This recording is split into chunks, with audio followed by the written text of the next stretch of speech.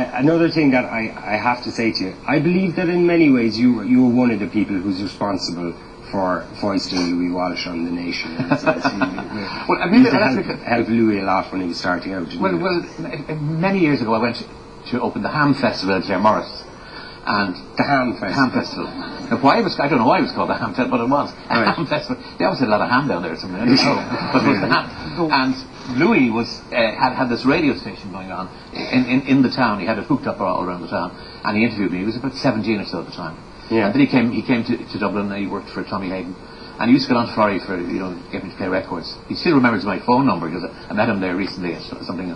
He says to me, "Oh, you get rattled off my phone number." And he'd ring Florrie. He would. He said, "Would you play such and such a thing?" And she said sometimes, "That's a load of rubbish, but you play it for you anyway." She said she never said anything like that. So, Louis. So if Florrie with a bit of pillow talk later, then would suggest you wouldn't think of playing such a record. I mean, you were saying the Ham Festival there, though, and thinking, and isn't it ironic that Louis ended up in the biggest ham festival of all time?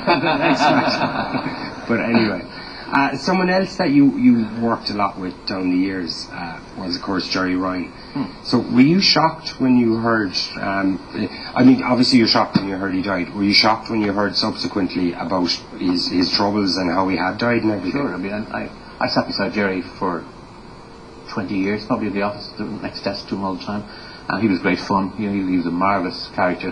He'd always get a laugh every day. He was a hard worker. A tremendous communicator, probably one of the best broadcasters we ever had, and that's the way I would like to remember him. I mean, the Jerry that I read about in the papers is not the Jerry that I knew at all. But clearly, the Jerry in the papers was Jerry. You would never have had any suspicion or inkling. Not an inkling. No, I never. Take anything strong in a cup of coffee. Or something. Never. Really? I mean, and never would have heard talk or anything. Actually, it's rumours about everybody, Yeah. And you would have worked you would have seen him a lot. Every day. I saw him every day of my life, almost. Yeah. Right. Every day.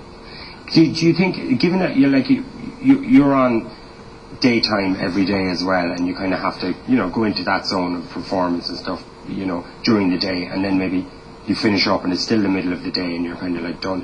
Can you kind of see how someone like him who say had to get into much more of a zone, and then it's noon and he's done? Can you maybe understand a little bit why, say, he'd start boozing early in the day, or why he would have... I mean, I don't know where they got that from, because he was there always after his show, preparing the show for the next day. He was always there working away. I mean, what you do on the air, people think it's the easiest thing you do, and maybe it is, but you have a lot of other work to do apart from that, preparing stuff, Yeah. But can you see how the pressure of having to be Jerry Ryan for him might have kind of driven him to kind of get into I don't know. I couldn't really answer that. I really Yeah. I mean, as I said, that's why I would remember him the way he was, the way I knew him. Yeah. Terribly sad. Oh, it's very sad. Yeah. So listen, Larry, I can't let you go without asking you about the Just a Minute quiz. The funny answers. A great national. Yeah. I mean, we've heard loads of them. What are your favourites? Well, the ones people always talk about is where's the Taj Mahal up to the dental hospital? where's the Great Wall, Crumlin? There was a Chinese restaurant there. You know that. What language do they speak in Austria? Australian.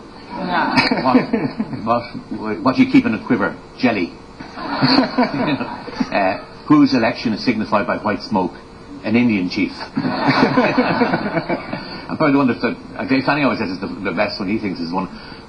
Which star do travellers follow? Joe Dolan.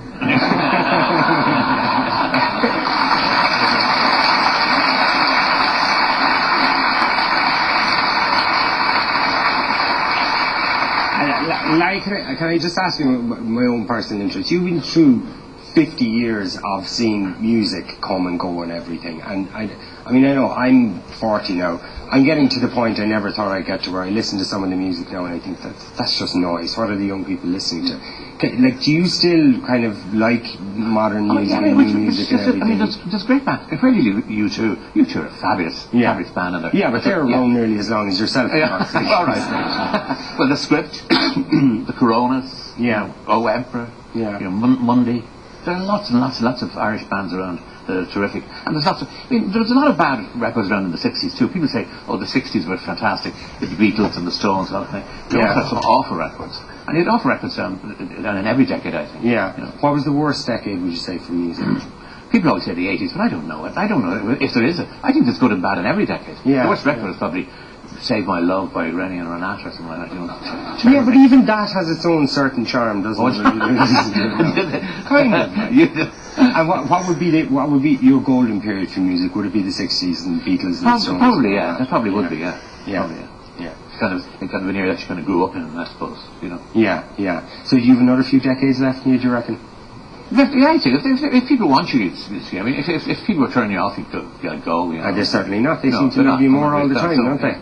They seem to go fine, you know. Yeah. Can't complain. Well, listen, thanks a million, and good luck with the next 50, Larry. Ladies and gentlemen, Larry Gogan. Thank you.